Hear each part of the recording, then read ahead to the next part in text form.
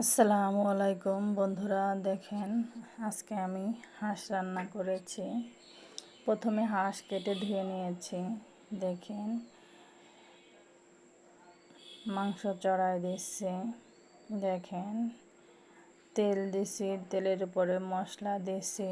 মশলা দিয়ে এখন আমি ধীরে ধীরে কষাই নেব মাংসটা। মশলাটা একটু বেশি টাইম ধরে কষাবো যাতে মাংসটায় স্বাদ আসে। মশলাটা বেশি কষাইলে দেখেন আমার মশলাটা কষানো হয়ে আসছে। তেল যখন উপরে ভেসে আসবে তখন বোঝা যাবে যে মশলাটা হয়ে আসছে। তারপরে আমরা দিয়ে দেব মাংস। হাঁসের মাংস স্বাদই অন্য রকমের।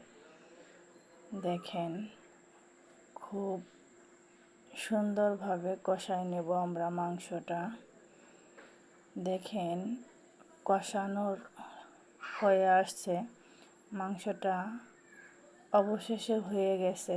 দেখেন কত সুন্দর একটা কালার আসছে। অবশেষে দেখেন সুস্বাদু হয়েছে মাংসটা। রান্না খুব ভালো হয়েছে, খুব সুস্বাদু হয়েছে মাংসটা।